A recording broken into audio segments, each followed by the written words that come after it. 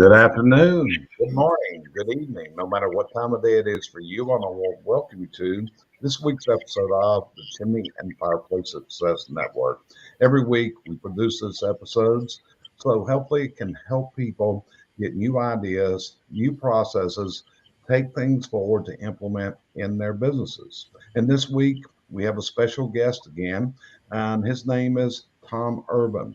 And as I look at Tom, I'm looking at a guy that probably has been in this industry longer than 99 and 9/10% of the people because Tom started all the way back in 1978.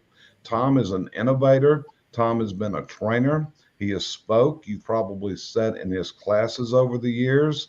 He's a manufacturer. He's an inventor. He's a guy that has truly come up with processes, including ways to report, documentation systems. I've been really honored in my career because Tom and I have taught a lot of classes together over the years and developed a very high respect for Tom and his ideas and his concepts. So today we're going to be talking about the state of the industry as we see it today.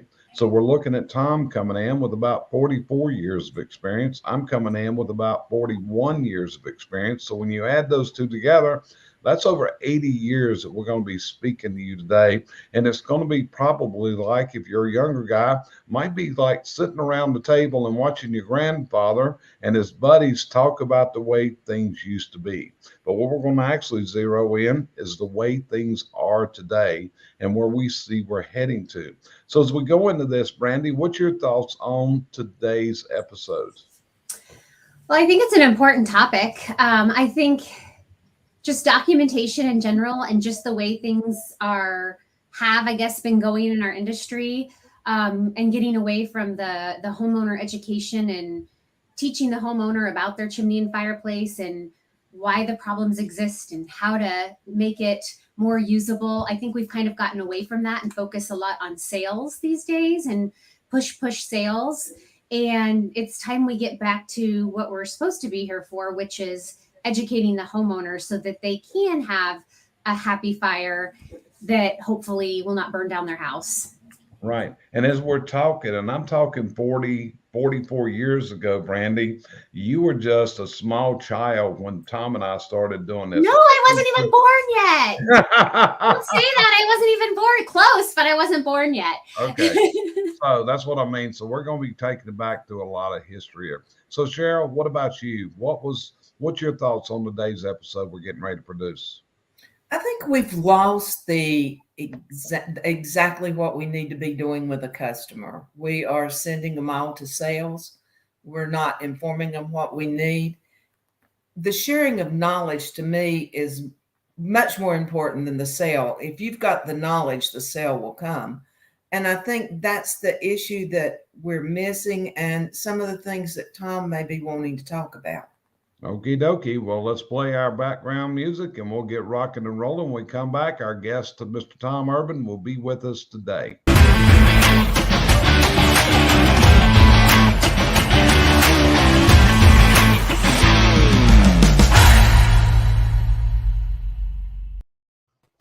So, Tom, good afternoon, sir. How you doing today, buddy? Man, if it was any better, I need a twin to help me with the fun. That's it. So you're sitting out there in Fairfield, Iowa. I don't know about there, but it's getting awful warm here today. It feels like about 95. I think summertime has come in today. So we're 81. Yeah. So anyway, Tom, if I remember right, you go all the way back to around 1978 when you first got into this business. You and Esther came out to Peace Corps, started sweeping chimneys up there in northeastern Pennsylvania, and developed a system of inspection of cameras many years ago and developed your ChimScan that revolutionized the market. And I believe that was around somewhere around 83, 84 when you guys first went to market selling that, which was the first time I met you. You were actually showing the product in the Sleepy Hollow booth at a HPBA show that year. That's where we got to know each other. But after that time, you've been working a lot as both a manufacturer, but you've also worked with the industry a lot. You've served on the boards. You have volunteered your time. You've actually donated a lot of funds to this industry from your company at national guild shows, other things, probably bought a few pizzas in your life for people in training sessions, those kind of things. And one of the things is you were one of the people that helped develop the 2000 inspection levels at NFPA 211.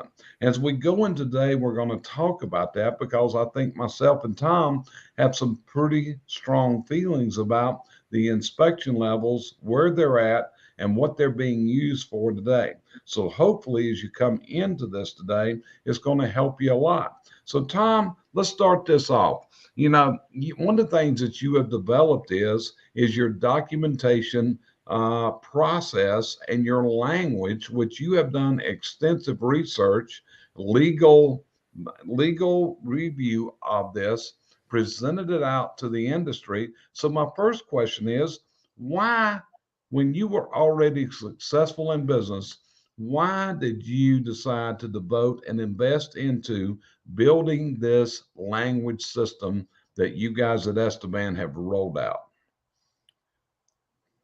Well, that's a pretty big question. I guess really it has to do with, when you saw within the industry, there's always, there's a vacuum, something that needs to be fixed, something that needs to be worked on.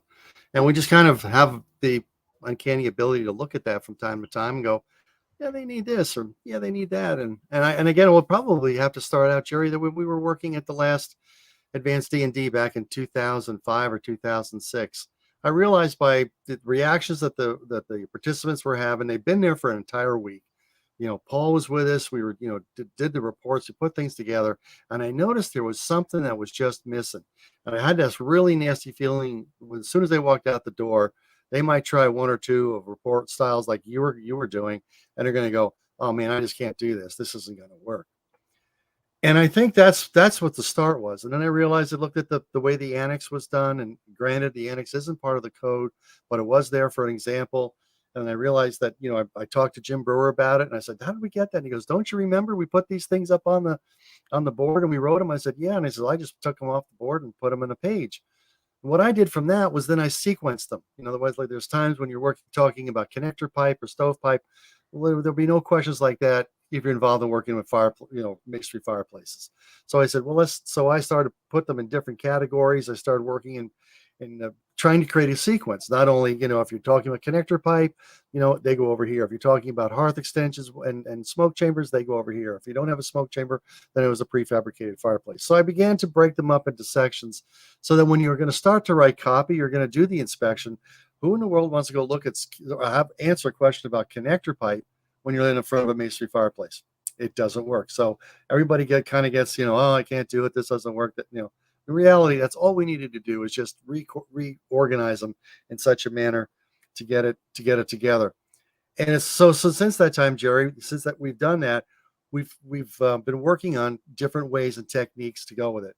And I think I have to agree. And one of the biggest difficulties I see within the industry right now is from our organizations to the people who are in the field, we approached a cardinal sin we should have never done.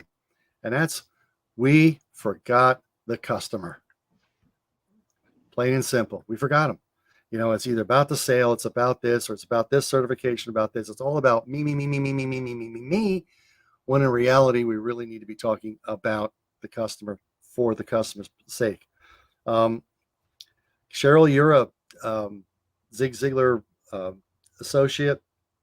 Every time I think about this, it's my mind rings with Zig Ziglar's, saying to me, he said, "Take care of the customer's needs and they'll take care of yours." It's pretty simple. And for some strange reason, there's just been a large, very loud group of individuals that are just talking about sales. I'm an entrepreneur. I live and die by making sure that I have payroll every week. I have the same problems all of us have. But, I just think that we missed it. And part of that issue is that we don't know how to collect the right data so we can get things done. And then we talk about product all the time, but then we forget about the defects that cause the problem.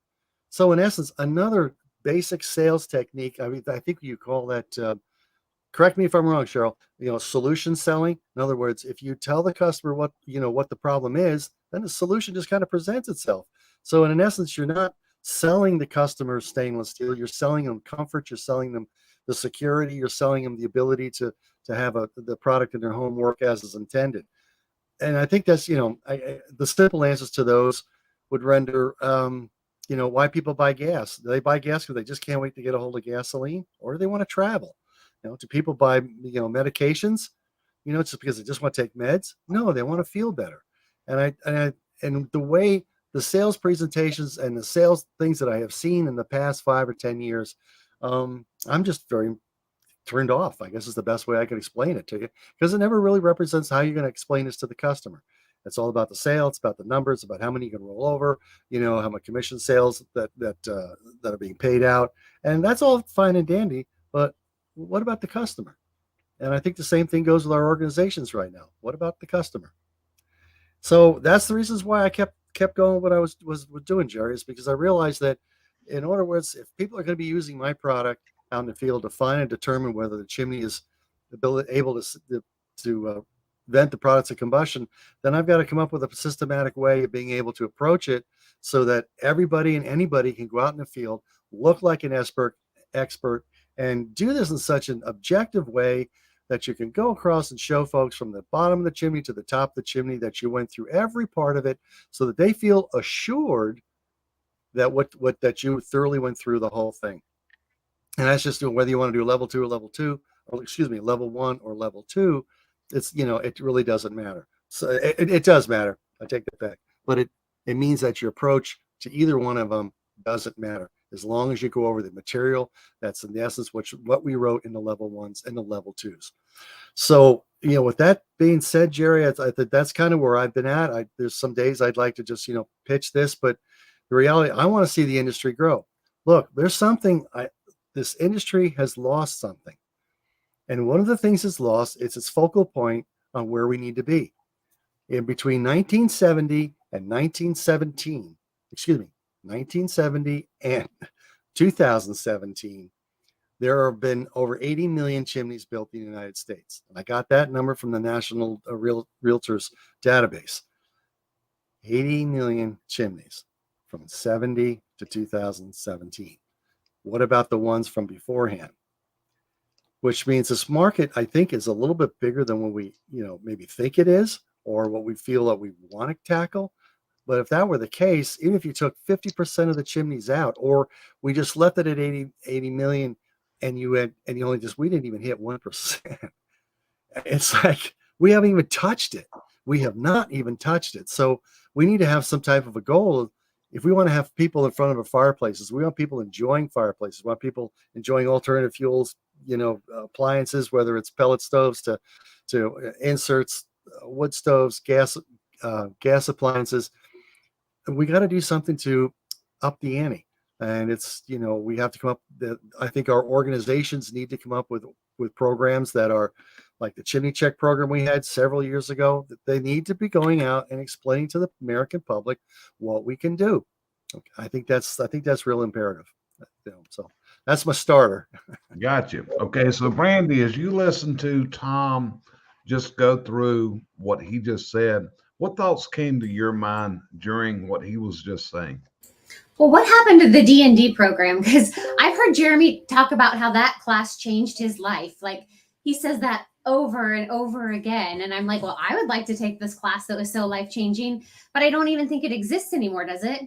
Oh, actually, it does exist, because I still teach it, and we market it as our diagnostics and analysis class today.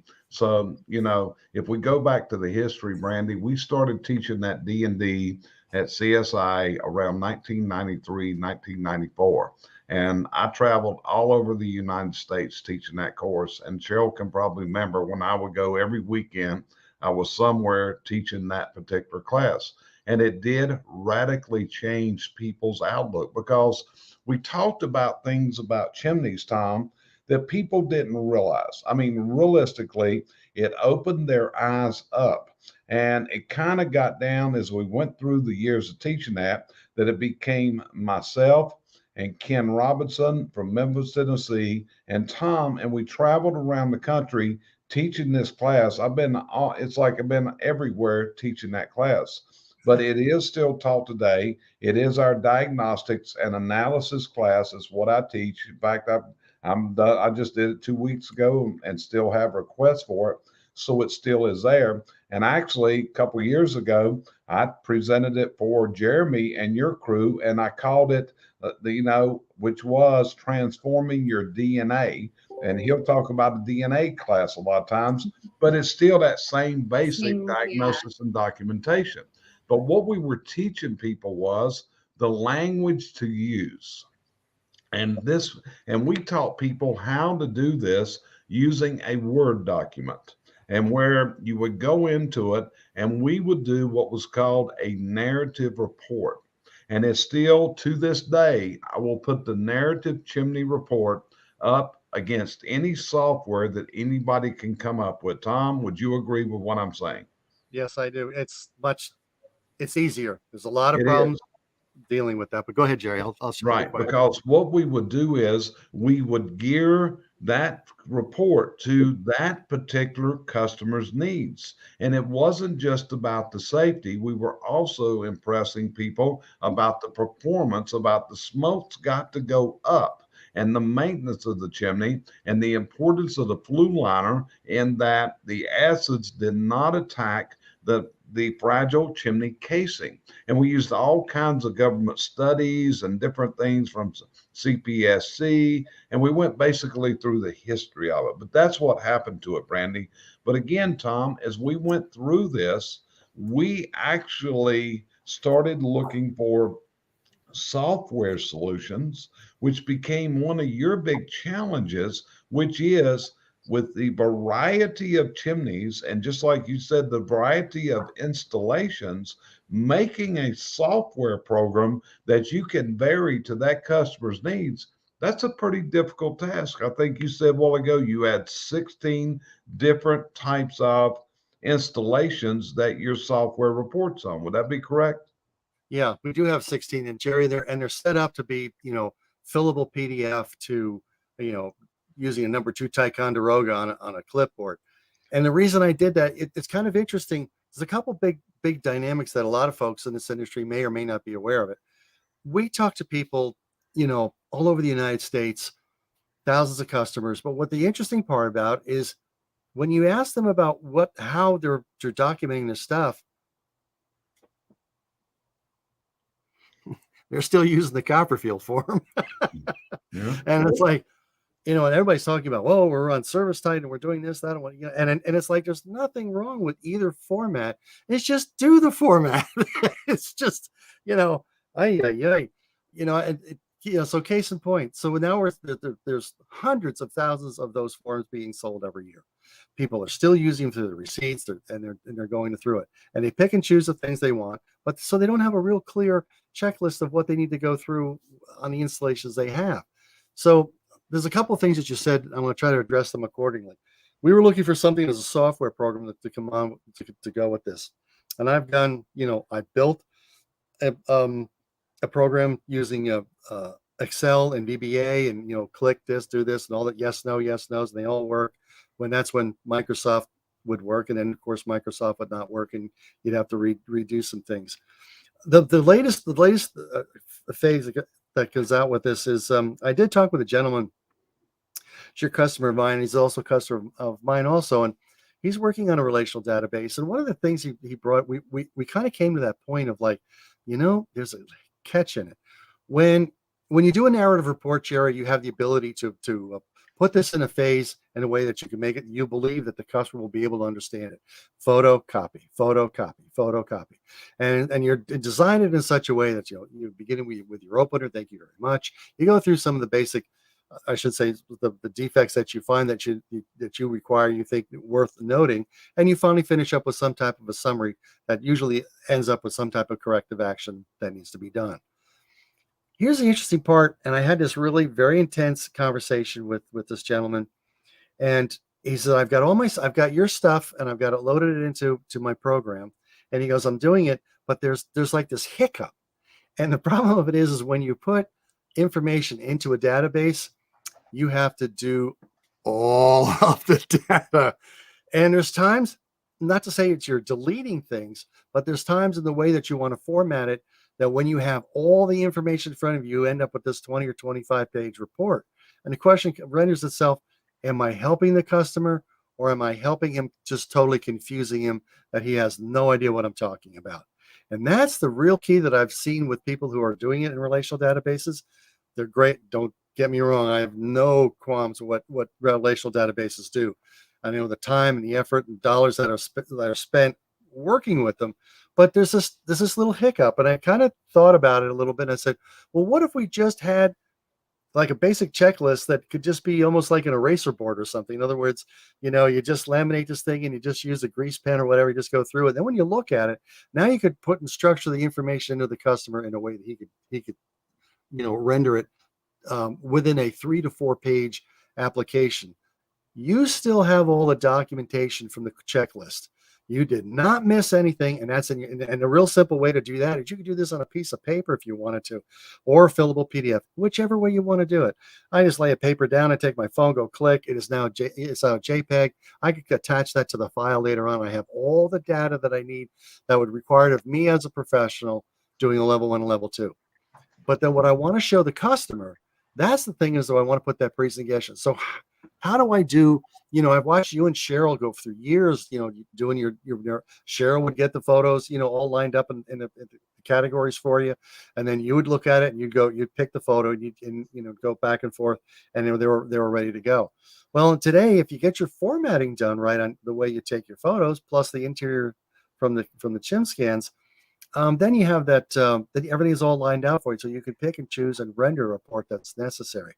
So what we did then is to kind of help that is we just created a summary page, and we have 8 to 16 inspection reports, checklists, and we have like 8 different styles of summary pages, in which now we introduce this new thing called color. And we have green, we have yellow, and we have red, and we introduce these colors, and so that and we section, not all installations, work. So we broke it in sections. We have the top of it, your crown, and the exterior of the chimney, then the chimney itself. Then you have the smoke chamber and the smoke shelf, the damper. Then you have the firebox, and then you have your hearth extension. When you break it down in sections, then you can say, well, did you pass this section? No, red. Did this pass this section? Yeah, this okay. This is green, or it might be yellow. It said, yeah, you need some tuck pointing done, and with that to do, and maybe waterproofing the chimney, and you're good to go. By doing that, then the customer has an opportunity to look at the installation in sections, and that way that prevails on the ability to, oh, I passed this one, I passed that one, but this one's bad. I don't know how many times I've gone to conventions, I hear, oh yeah, we red flagged it, it's all done, can't use it. What part? Is it all of it? Is it a little bit of it? So the poor customer sit back there going, well, do I use it or don't I use it? What do I do with it? Because he said it's not, I shouldn't work it. And rightfully, they found a defect that's worth noting, but they didn't tell the customer that there might have been some things that were okay. And this is a situation we're trying to create a relationship with the customer instead of, taking their money, the prodigal son routine, I need the money, grab it, and I take off. No, this is a situation where you're trying to build a relationship with people. And I think this is where a real key thing that I see, where if we're going to build the future, and here's the big thing about when you start to put things into sections and when you begin to prefabricate your language in advance to the defect and not the product, then we can uniformly get the same information from different people. It's not about going out and collecting the data. Joe collects this data one way, Ken collects the data over here, and you come back, and you as the business owner, you're going like, if I send Bob out there, am I going to get 3 different reports? And the chances are in some applications, yeah, that's what you're going to get. How a lot of those companies deal with that is, well, we only sell 5 things, all 5 profit centers. That's what's wrong with it. Whether you need it or not, that's it right there. So now you kind of cross between these areas. And I think by breaking things down into sections and having your copy written and having colors that we can somehow relate to the customer that, yeah, you got a couple of things that are wrong with this chimney, but we got a couple of things that are right. And let's build on that till we get to a point where the chimney's totally in an operational ready or sustainable or serviceable, whatever word you want to use besides safe, and you're ready to go. To me, I think if I took a 30,000-foot view, Jerry, and I was on top of a mountain looking at where this industry would go, the one thing I would think that's missing right now is we need a goal in the United States to get all the chimneys into operational ready. We have a lot of operational deficient. We got a lot of hazards out there. There's billions of dollars out there to go out there and get it. But the trick is uniformly making it so that Ken, Joe, and Bob come back with the same information. Now, the other thing that goes with this exception is that when you bring checklists into larger companies, they'll say, "Hey, just send a monkey out there. He can collect it. You're not going to use my techniques and my talents." Wrong. What I'm doing is I'm trying to get you to document the information you're doing so everybody in the company knows what's out there. And then it's off your mind. Do what your mind does best. Whether you are, a cap person, you're a relining or total structure, tear out type person, or whatever your specialty that you like doing. Then when you place your talents to real use, instead of thinking about the things that you may or may not have missed. That's already done in a checklist. It's done. Clear your mind and get ready to perform the best you can in the field. So I've kind of got that one about the go out and spend monkeys to go out there and do it. No, it's like reasonable people, even scientists, that we landed people on the moon using checklists. I'm sure that we could come up with an easy way to checklist somebody's fireplace. It's basic. We're talking about putting a fire in somebody's house. So let's keep it there. And go ahead. One of the key things I heard you just say, Tom, was report the issues in a way that makes them aware of the issues instead of in a way to drive a sale. Did I hear you just say that correctly? That's exactly what I said. Show the customer the defect and the product sells itself. It's, that's basic solution selling. You look it up on the internet, look up solution selling, and it's exactly what it says. Show them, explain to them. Zig Ziglar, the same thing. I mean, he did the same thing. Take care of what the people need. Take care of that, and they'll take care of your needs. I mean, if John Maxwell, look at all the things that you go through Maxwell. The same thing. If you look at, Larry. I mean, he talks about the same thing about taking care of customers' needs.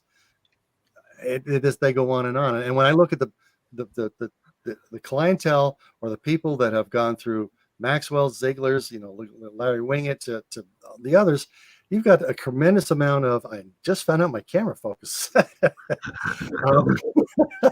That basically you're talking about relationships. It's not about the sale; it's about the relationship, and after that, the money will come. I guess that's the quickest or easiest way that I can explain that, Jerry, is that we've lost sight of that. And if we go back to the D and the D, when we were teaching that around the country, the process that we taught at that time was to be able to explain the defects. And your goal was for the customer to say, okay, who can fix this? Yeah. Okay. Instead of coming from the sale, they asked you if you could, who can fix the problem. I used to tell students, that's your goal in this, to where the customer says, who can fix this? Who can take care of this problem? So Cheryl, what are you hearing from Tom and mine and Brandy's conversation so far? What's your thoughts into this? He mentioned Ziegler a while ago, which you're an expert in. So what's your thinking?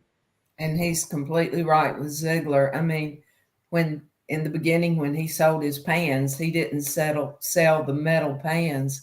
He sold something to help you produce good meals for your family. And that's how he became such a good salesman. But what I see here, and coming from the homeowner's aspect, if you want to make me a salesman for you, tell me in the right way to do it. You don't have to sell to my neighbor. I'll sell to my neighbor because you told me how to do it. And that's what you're doing. You're teaching your customer not only what's wrong with their chimney, but how to sell the product. Mm-hmm. And everybody, let's put it this way, there's not a lot of chimney service companies out there for their health, okay? They're out there for money, but there's a lot more made by information than there is by reaching out your hand and asking for the dollar. Because as a homeowner, again, when I see that hand go out, I assume that's all you're interested in. You're not interested in actually fixing what I've got. Will you repair it? Yes, but to me, that's two different things. Repair and fix is two entirely different areas to work with. And that's what I'm pulling from Tom. He's wanting to see people explain to so they know why. And once you know why, then the how will come. Yeah. So Tom, the other week, and just to be open and honest, and just let everyone know what caused me to want to do this interview with Tom today was, Tom, you recorded a class a couple weeks ago. You also presented it at the National Chimney Sweep Guild Convention. But whenever you did the recording, you went into something that I really want to deal with here, which was you and I both get reports from consumers where a chimney service company has done a report, and we get to see these reports, and we're actually seeing what people are telling our customers. And what's worse, what's really bad about where we're going is some of these people that we're seeing this are pretty very well respected in the industry. But Tom, on that video, what were you saying that you were seeing as you review these reports? What's lacking? What's the bad information that's going out to those customers? The big thing was they were all sales oriented. There was no beginnings. Sometimes there were summaries. They'd show a defect, but wouldn't explain it. You would have the typical thing that happens in many, I should say, one particular relational database is that because you work at a gallery, in other words, the programmers have left you a place that you can put whatever you want to put into it, and they call it a gallery. A lot of guys and stuff put photographs and things into that gallery, which is great. There's just only one problem. If you're gonna put a picture in there, why don't you tell me what the hell it's about? I mean, I get a page for another type of relational database program, and guy shows me 15 pictures that are in the gallery, all formatted, ready to go. That's great. Where's the captions? I have no idea what I'm looking at. So you're assuming that the customer. I mean, it's great that when we talked for years, Jerry, about having photographs, put in your report, and a lot of guys are like, oh man, so like now it's like, man, if you don't have a photograph in your report, you're just not going to sell anything. Well, if you had some really good copy to go along with it, you'd be surprised how much you could sell, and I think that's the key thing as I'm seeing is that they're relying on the photograph, no documentation that goes along with it, no captioning, something that refers to it, not an error going over to it. It's just, there was just a lot of those little things that they were not thinking about. You say it perfectly when I said they're not writing the report for the customer, they're writing it for the guy down the road. That's their competition. And that's really what I'm seeing. I'm seeing a lack of and especially in these reports, I was just, no summaries. They were so confusing. You take option 1, option 2, or option 3, which is great to do good, better, best. But I had no idea what I was even starting to look at on the good, better, best. I wasn't even know what section, what area that I was within. They were really super, super confusing, long, and I just think if I was a customer looking at this, go, birdcage material, I can't understand it. Well, Tom, let's go back to those days when we were teaching together, and we had both a level 1 and a level 2 D&D. And then the level 1 was basically on the inspection, but when we got to the level 2 D&D, we actually did that in Indianapolis, and we had a computer lab in Indianapolis in those days. So there was one room down there, and we had 6 to 8 computers in that room. And what we would do is we would hand everyone in that class the same set of photographs, and we gave them the same script and the same circumstances. And what was so wide ranging was do you remember all the differences of opinions and how people spotted things in those photos and actually made up fallacies when they were turning in their reports, because we had them all print their reports and we laid them out on the table. I can still remember some of the claims that were made during that class. Do you remember that, Tom? Yes, I do. And you know what? If we were going to do this again, one of the things we're going to do is we're going to work, and we would work off a checklist, because it was interesting. Not only do we give them the photographs, but some of these guys go way out there. Like, where did you find this? You know, and you go like, yes, I think we definitely would have to give them the criteria. This is what I found. Checklist extra stuff. Now that I've got my information together, any uniform format, then you could go ahead and do what we did.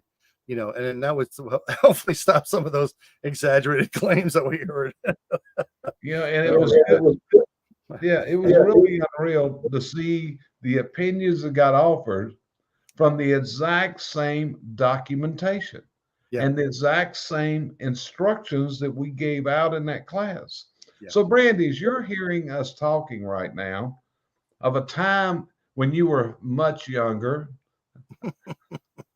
and even weren't with us at some of these times yet, what's your thoughts about this? What are you hearing? I mean, you're a person that's in the office documentation. We teach this, and this is what you teach to your CSRs, your dispatchers, is the principles of documentation.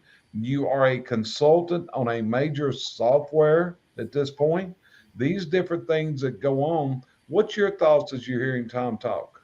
Well, I always take it kind of back to like my nursing days. Like, I can't walk into a patient's room and start just spewing out all kinds of medical jargon, because they're not going to understand it. And if they don't understand it, then chances are they're not going to take care of their heart, or they're not going to take care of their diabetes. And so all of our educational materials had to be written at a 4th grade level, and we had to explain it in just everyday layman's terms, even make little drawings, you know, this is your kidneys, this is your heart, etc. And so I think that's where we've gone wrong. You know, I try to always think, well, if I'm the homeowner, how am I going to understand this? Well, if you just start spewing out paragraph after paragraph of this code, that code, I'm just going to lose interest. But if you're explaining to me why my smoke chamber needs purged and what happens with the corbelline and how come we didn't used to do that, but now we do, and that's why we're recommending it, and you can actually break it down for me and explain it and explain the dangers of it, then I'm a lot more likely to go with that repair. One of the things that major software program is doing right now is they're coming out with conditional logic, which I kind of the new thing, which I'm kind of, you know, on the cusp of. And so it'll say, you know, I'm just throwing out an example. Does it have a damper? And you'll put yes or no. And if you put no, then it's going to go on. But if you put yes, is it functional or is it non-functional? So that conditional logic informs, so that it isn't that 50 pages of reports, because it's the system, the AI can read it and it's smarter. So it's condensing it down, because these things don't matter anymore. Mm-hmm. That's cool. That's very cool. Tom, your mouth made a funny movement while she was talking. When she talked about something there, I saw this funny. It was the conditional logic. I didn't know if he hated it or liked it.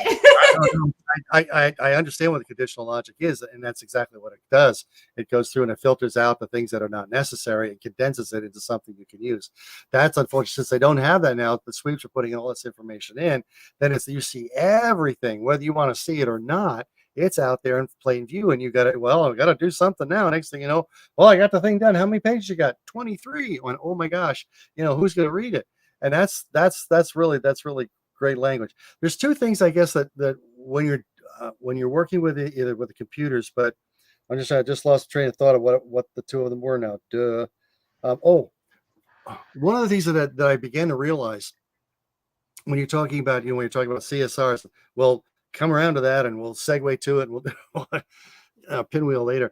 The interesting thing is when I started doing and pre-writing the language, the conditional language that I had out that is done, like I've done 400, 500, 600 paragraphs or whatever. One of the things that became really apparent to me is that if I was going to do my training for my CSRs, I would not talk about product to them at all.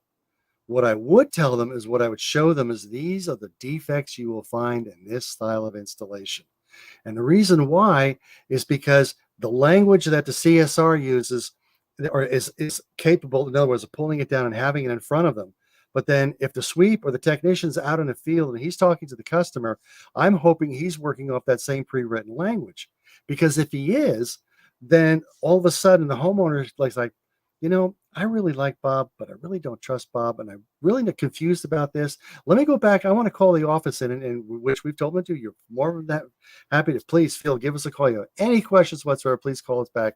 Then the homeowner calls back up and said, well, Bob was out here explaining this, that, whatever. I said, well, what part of the defect was he explaining to you? And the next thing you know, that just gave, if you have this set up properly, that just gave the CSR time to flash that code across their screen and said, okay, in this application, right across the such and such, and they're almost word by word saying the same thing that Bob did.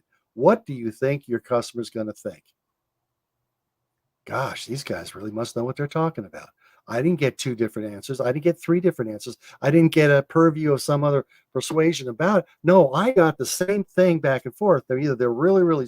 Now, some people who are CSRs are going like, that's all pre-written slick. Well, yes and no. But the interesting part is when you sell from the defect, you write your language in a defect. Everybody in the office works off of defects. Then whatever product you decide to use, I guess it's there for that purpose. Instead of using all the, this isn't against products that people are using, because there's some really great marketing material that manufacturers of products have out in the field, colorful, this, that, whatever, educational. That's all really good stuff. But if everybody wants to push that stuff up front first, but they don't want to explain to the customer the defect. Yep. There was another point I wanted to go with that too, but I'll go with that and hopefully it'll come back to me. Well, it's kind of like Tom, if you go back again in the classes we've taught, the things we used to teach people to do was, if you were going to talk about a defect in the smoke chamber, the first thing you had to do was identify what is the smoke chamber. We would suggest language such as, so you'll know we found some problems in your smoke chamber. It's not parged. Now, let me explain what the smoke chamber is. The smoke chamber is kind of like an upside down funnel. And what it does is you've got your fireplace where the wood burns in the fireplace. And, you got that damper, that thing you open and close. Now, you notice I just described what the damper was in that also. Yep. Right. And then the smoke goes through the damper. Well, at this point, we've got a really wide area. So we've got this funnel. So what I'd like you to think about is kind of an Indian teepee. So the smoke is rising up and goes into that smaller opening. And this is something that works really well. We actually refer to this as laminar flow, to bring it down. That's a concept of bringing it down to fit into it like an upside down funnel. Instead of just saying, hey, your smoke chamber ain't parged. Jerry, what I like about what you just did is you drew me a visual picture. And I was, as you were describing that, I was actually picturing my mom's old brown funnel that she would stick in to pour like oil back in the oil. And I could actually picture that upside down. Right. And it goes along with Scott McCain, what Scott shared with me and Cheryl and with our groups when we've had calls, which is telling a story. You've got to be able to tell a story and put it into words. It's like, Tom, the number one phrase that Tom Urban invented, and I have copied it for years and I use it, was your analogy about the holes in the straw. Because the thing is, everybody has had a straw where they've tried to suck a soft drink up through that straw and it doesn't come up. And that is something that you can explain what the problem is of gaps between flue tiles, but you've also got to understand, because it's negative pressure, it's sucking in. Because everybody assumes that there's a hole in the chimney, then the smoking gases are going out. Well, they're not going to go out unless we go into a positive pressure inside the chimney. And then if I'm explaining positive and negative, a lot of times I'm going to refer to negative pressure kind of like your vacuum cleaner. Or if you look at when we talk about positive pressure, think about an air compressor that blows air. I use those analogies in teaching to helpfully get across, but that's what you're doing when you're talking to a customer. You're actually doing a seminar, but it's got to be in the words that person understands. And that's also one of the challenges when we hire somebody. And this is one of the things we've worked on for years, is we bring somebody new into the company. And this is so important. They hear words and phrases that they have no idea what you're talking about. Then the average person doesn't want to ask the question. We start talking about a crown. Well, if you start asking a person off the street what a crown is, they're going to think of something you put on your head, like a king's or queen's crown, or maybe a crown on your tooth. You know, if you look at, they talk about a cricket. If you say a cricket, they're going to think you're talking about some kind of bug up on the roof. And if you don't have that explanation there. So, Cheryl, what are you hearing out of this? I'm just going to use the word dumb it down. I mean, I can't think of a better way to phrase it. And I don't mean that rudely. We all have different lingo. I don't talk like Tom. Tom doesn't talk like Jerry. And you've got to imagine a customer that has no knowledge whatsoever needs it dumbed down so it makes it presentable. Yeah, I use the cricket thing a lot, especially when I'm interviewing, because that's one of our classes is the lingo that the chimney service uses. And if they say cricket to a homeowner, they're automatically going to look for a bug.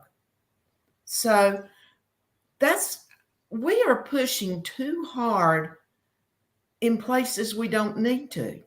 Right. Well, we need to dumb it down for ourselves. I think if we take it and look at it realistically, talk to yourself actually while you're talking to the customer. How would I want to hear this? Would I want to be thrown, it's the smoke chamber, or would I like, as Brandy got, a picture of the smoke shell? Right. So that's what I'm hearing. I'm hearing we're way overdoing this in certain areas. And we are. It's almost like we want to dazzle people with BS. I'm really serious. It's like, how much can I dazzle you? And Tom, that's something I used to use also in classes, which was I had to learn to not be so technical with people in my showroom. People would come in my showroom, and that's what I was doing. I was trying to dazzle them with my technical expertise, and I wasn't relating to the people. And I've often wondered just how many sales did we lose because I was talking so far above the consumer's head. Yeah. Right. And it's just like in doing teaching. I did a class the other week, and I had people that were 35-year veterans in that class, and I had people that had been in the business less than 3 days. I just got back from a training yesterday. I had a man in there. This was his second day at work. Okay, second day of work. So you can imagine how he Did he come back? how he was able to. So you got to talk to everybody. But again, it also goes down to, I think there's a real identity crisis. And I'm going to show you where I'm going. I got an email last Sunday from Angie's List. Okay. Now, Angie's List is a marketing service for home service contractors. So in this email, it said, and it talked about the leading home services that consumers buy in my market area. And Tom, it had carpet cleaning, it had gutter cleaning, roofs, plumbing. Guess what was missing?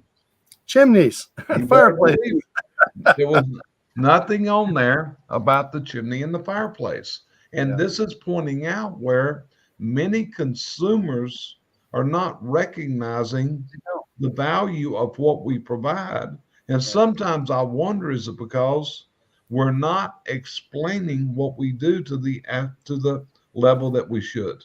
One of the real key things that I learned after my first 100 paragraphs, actually I had to go back and rewrite some of them because I went, oh, I didn't put it in this one, I didn't put it in that one.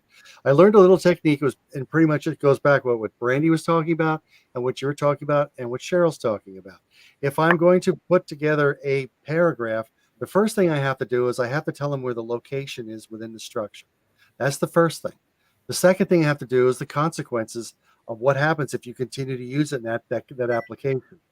The third thing is basically offer them some options that are available for it. And the fourth is if they continue to use it, the hazard that it would create. So if I was going to do the smoke chamber thing all over again, how I'd write that, I would say, in the area, the smoke chamber, the area just above where you place the wood in the grate. Above the damper is an area known as a smoke chamber. That smoke chamber's job is to take and grab all the gases and smoke from the fireplace and collect it and prepare it to go up inside the chimney.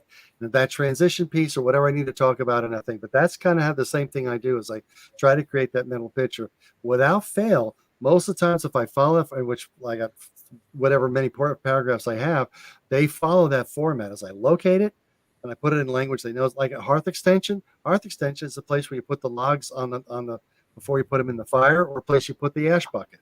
That's, so you don't put them on your carpet. That's the same thing.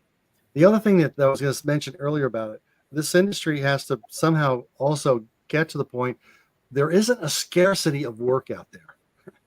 Let's stop the scary stuff. Let's start with the possibilities. What's the possibility of me having a fire in the middle of my house, and can I do it? And what do I need to do to make that happen? Instead of, oh man, you're going to burn your damn house down. It's like, it's like, folks, please, I'm trying to sell something. I'm trying to make, you're asking me, you want to put a fire in your house. I'm going to show you how to do it. If you don't want to listen to me, that is your decision, but it's my job to make sure that you understand what I'm talking about. So I think that's a real key thing is that we got to stop the scarcity, stop the scare. There's no reason to scare anybody anymore. I think it's the reason we need to open it up and say, man, we got 80 million chimneys. Holy cow. We need everybody under the sun, that's available that owns a ladder or is ability to want to do this type of profession to do that. So I think the scarcity thing it's got to go away. It's just really, after 40 years, I'm tired of it. We don't need it.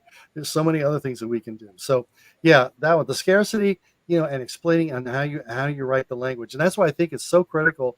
After doing it, I went, I said, gosh, if I had a sweeping company, I would bring in my people and say, hey, today my CSRs, the people answer the phone, here are some of the major defects we see inside a chimney. I would not talk about product because I want the customer to understand the defect first.